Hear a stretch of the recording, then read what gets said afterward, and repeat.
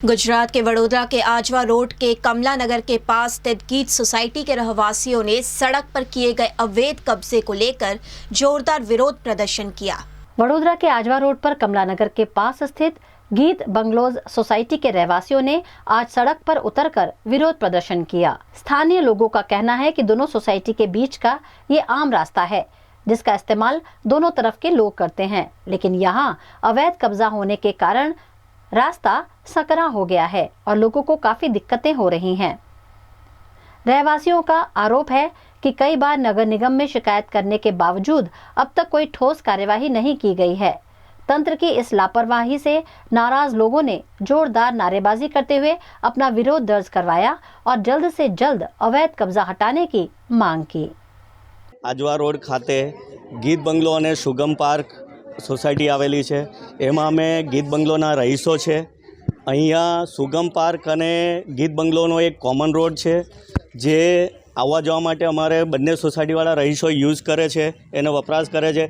तेमां कोर्पोरेशननी मिलीभगत होय के शुं छे अमने खबर नथी, जेना कारणे अहींया दबाण थयेलुं छे, इलीगली दबाण थयेलुं छे। एना कारणे अमारे जे कोर्पोरेशन साथे મળીને જે રોડનું બાંધકામ કરવાનું હતું એ બી અટકી ગયું છે। છેલ્લા 8 મહિનાથી આ રોડ નથી થઈ રહ્યો। રહીશો ગીત બંગલોના રહીશોને આવવા જવાની તકલીફ પડે છે।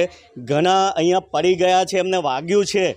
હવે આવું સ્કૂલના બાળકો બી પડી ગયા છે। તો આ બધું ભ્રષ્ટ અધિકારીઓ કે ભ્રષ્ટ કોર્પોરેશનને દેખાતું નથી અને આ જે નુકસાન થઈ રહ્યું છે એની જવાબદારી કોની? ક્યારે કોર્પોરેશન જાગશે? આપણી વડોદરા નગરી સંસ્કારી નગરી છે। વડોદરામાં બધા સંસ્કારી લોકો છે।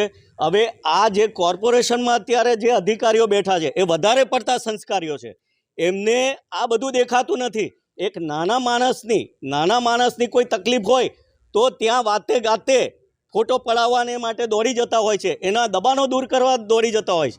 પણ જ્યારે કોઈ માણસનું જ્યારે એના કોઈ અધિકારીઓ સાથે એનો મનમેળાપ હોય, કોઈ રાજકારણી સાથે મેળાપ હોય અથવા એમની ઓળખાણવાળા હોય અને એમને જે દબાણ કર્યું હોય એ ક્યારેય એમને દેખાતું નથી, ત્યારે એ આંખ બંધ કરી દે છે અને એમને છાવરતા હોય છે।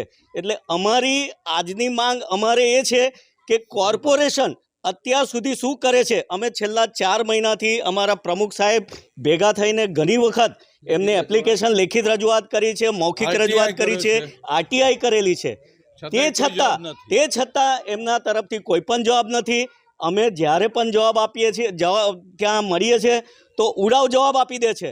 તો આ શું સમજાઈ રહ્યું છે? એ જ સમજાઈ રહ્યું છે કે એમની મિલીભગત છે, કોર્પોરેશન સાથે એમનું કોઈક ઓળખાણ છે, એટલે આ કરી નથી રહ્યા। એટલે અમે આજે ભેગા થઈને રહીશો ભેગા થઈને અમે આપના ઇલેક્ટ્રોનિક મીડિયા સાથે વાત કરીને અમે રજૂઆત કરીએ છીએ કે આનું જલ્દીથી નિવેડો લાવે।